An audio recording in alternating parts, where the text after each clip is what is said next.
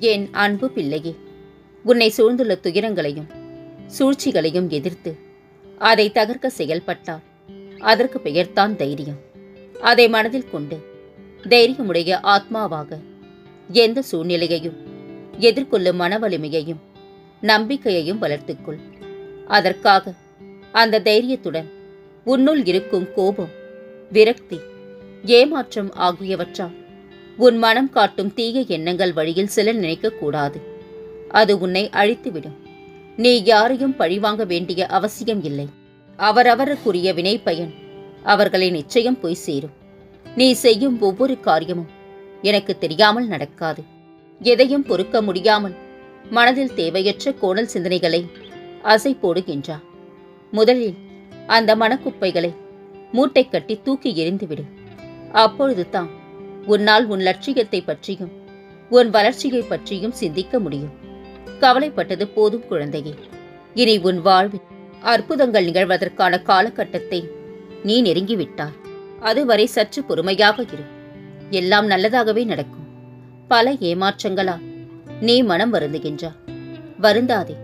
இவ்வுலகில் ஏமாறாதவர்களே கிடையாது. ஏதோ ஒரு சூழ்நிலையில் யாரோ ஒருவர் இன்னொருவரை ஏமாற்றிக் கொண்டுதான் இருக்கின்றார்கள். எல்லாவற்றிற்கும் உனக்கு நிச்சயம் பதில் கிடைக்கும்.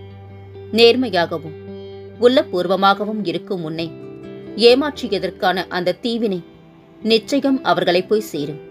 உன் வாழ்க்கை ஒளிமயமாக மாறும் நாள் வெகு தொலைவில் இல்லை தங்கமே. இது என் பிள்ளைக்கு நான் கொடுக்கும் மனமார்ந்த ஆசிர்வாதமும் சத்தியமும். எங்கும் எதிலும் பொறுமையோடு இரு. உனக்கு அனைத்து நல்ல பண்புகளையும் நான் கொடுப்பேன். உன்னுடைய கர்ம பலனை கழித்து வருவதால் உனக்கு எல்லாமே தாமதமாகின்றது. நம்பிக்கையை கைவிட்டு விடாதே.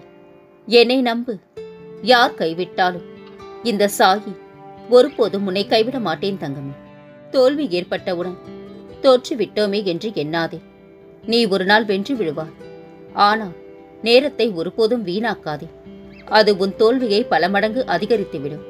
கூடிய விரைவில் உன் இல்லத்தில் ஒரு அற்புதம் நிகழ்த்தப் போகின்றேன். நடக்கவே நடக்காது என்று இருந்ததை தகர்த்தெறிந்து அதனை நிகழ்த்தி காட்டப் போகின்றேன். பசியில் நமக்கு உணவு கொடுத்தவர்களையும், கஷ்டத்தில் நமக்கு உதவி செய்தவர்களையும், துன்பத்தில் நம்மை ஆறுதல் படுத்தியவர்களையும், வியாதியில் நம்மை விசாரித்தவர்களையும் ஒரு நாளும் மறக்கக்கூடாது. அவர்கள்தான் நம் உண்மையான சொந்தங்கள். நீ என்னை பார்க்கும் இந்த நொடி முதல் உன் கவலைகள் அனைத்தும் மறந்து மகிழ்ச்சியாக வாழப்போகின்றாய் தங்கமே. உன்னை நானே தேர்ந்தெடுத்தேன். என்னை வணங்க செய்தேன். உன் கர்ம வினைகள் தீர்க்க செய்வேன். விரைவில் உன் மனக்கவலையை அகற்றி உன் வாழ்வை அமைதியாக மாற்றித் தருவேன். நீ நீண்ட நாட்களாக எதிர்பார்த்த ஒன்றை நான் உனக்கு கொடுக்கப் போகின்றேன். மகிழ்ச்சியோடு இரு தங்கமே. விரைவில் உன் தேவைகளை நான் நிறைவேற்றுவேன். கவலையை விடு. எதை நீ தேடினாயோ அது நிச்சயம் உன்னை தேடி வரும். அதற்கு உன் சாகி நான் பொறுப்பு. மகிழ்ச்சிக்குள் உன் கண் இமையை நீ மூடி திறக்கின்ற நேரத்தில் நீ கேட்ட வரத்தை உனக்கு அளிக்கப் போகின்றேன். நான் எந்த நிலையிலும் உன்னை கைவிட மாட்டேன் தங்கமே. நம்பிக்கையை மட்டும் இழக்காதே. எல்லாம் நன்மைக்கே. தடங்களுக்கு என்றும் வருந்தாதே.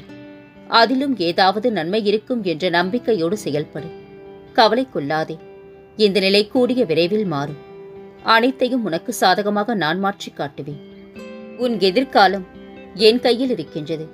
எதிர்காலம் பற்றிய கற்பனை பயத்தை கைவிடு தங்கமே. எனது அருளால் இன்றோடு உன் துன்பங்கள் விலகி உனது வேண்டுதல்கள் நிறைவேறி உனது குடும்பம் செழிப்பாக இருக்கும். அன்பு குழந்தையே, உன் வாழ்வில் சமீப காலமாக நடந்த மாற்றங்களை உணர்கிறாயா? உனக்குள்ளே ஒரு முன்னேற்றம் தெரிகிறதா?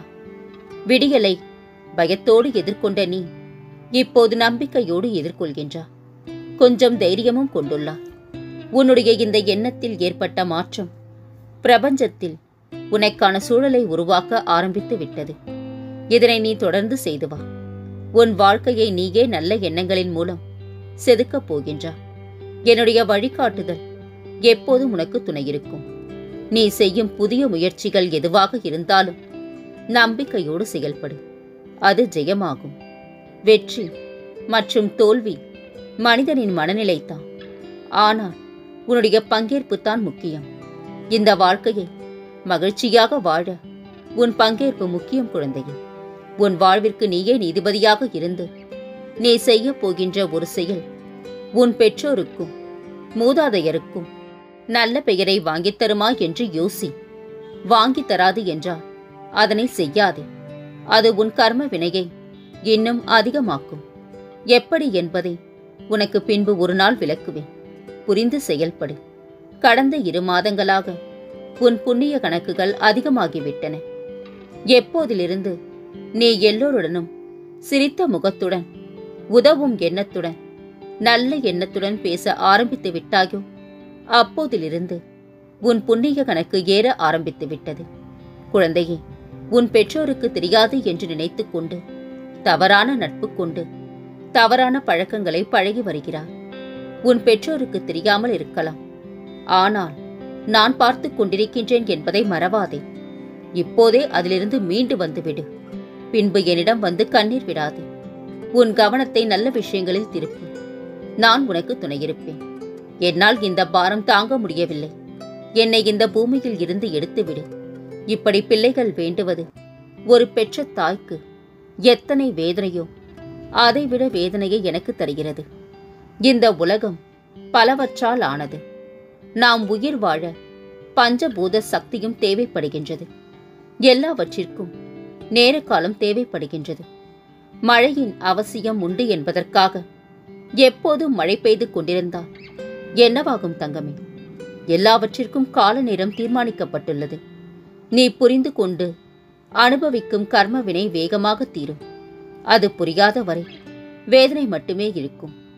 என்னிடம் நீ வந்த பிறகு உன் வாழ்வில் மாற்றம் வந்திருக்கின்றது. நல்லது நடக்கும்.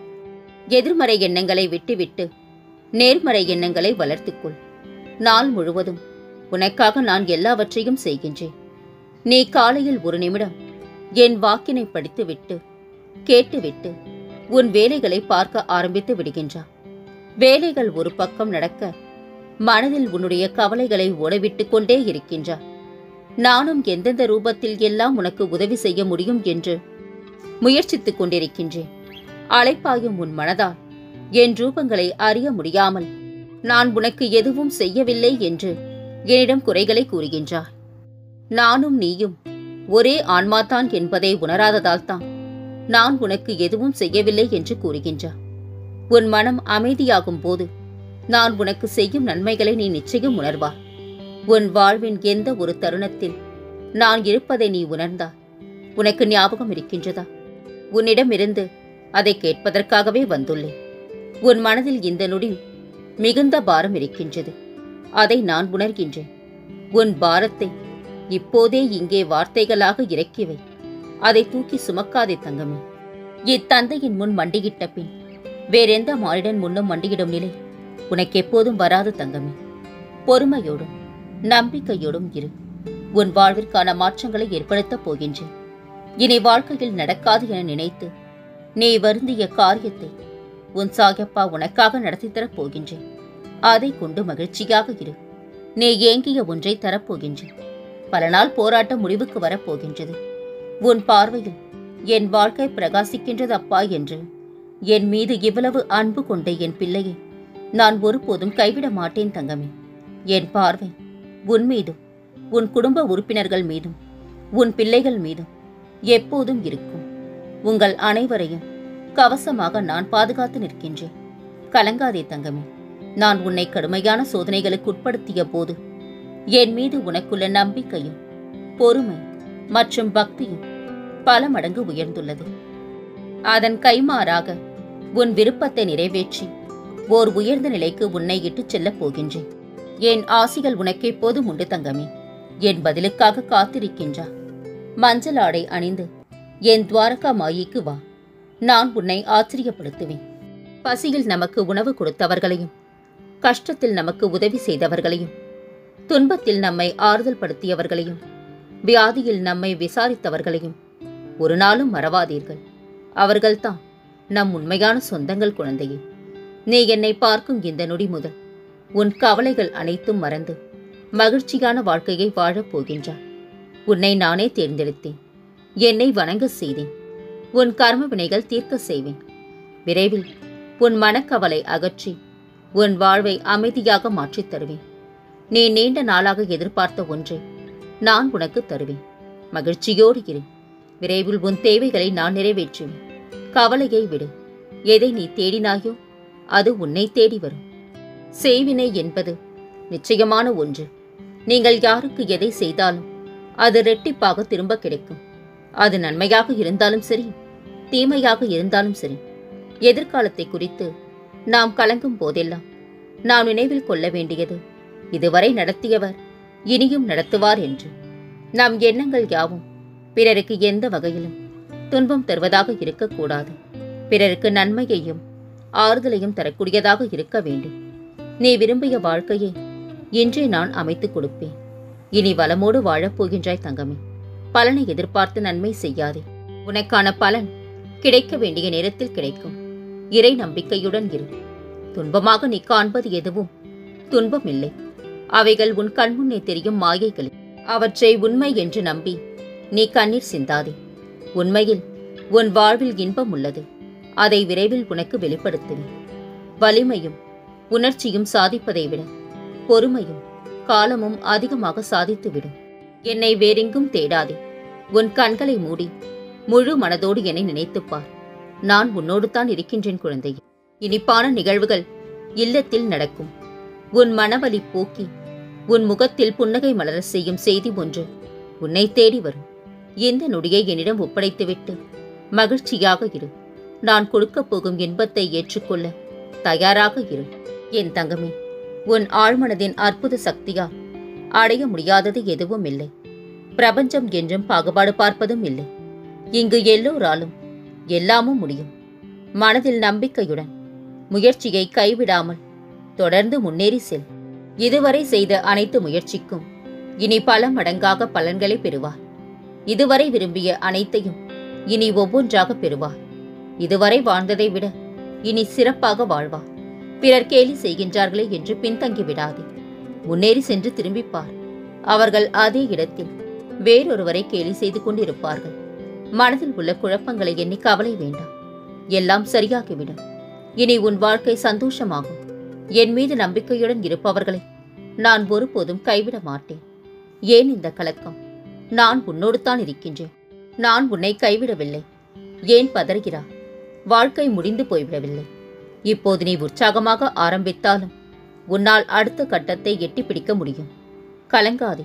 சாயி நான் என்றும் உனக்கு துணையிருப்பேன். என் பிள்ளைகள் அனைத்தையும் அறிந்தவர்கள். இப்படி ஒவ்வொன்றிற்கும் மனம் தளர்வோடு இருக்கலாமா? நான் உன்னை கரையேற்றுவேன் தங்கமே. யாமிருக்க பயம் ஏன்? இனி உன் வாழ்வில் பல மங்களகரமான நிகழ்வுகள் நடக்கப் போகின்றன. கவலை கொள்ளாதே. மகிழ்ச்சியோடு இரு. உன்னோடும் உன் குடும்பத்தோடும் உன் சாயப்பாவாகிய நான் என்றும் துணையாக இருப்பேன். என்றென்றும் உன் நினைவில் உன் சாயப்பா.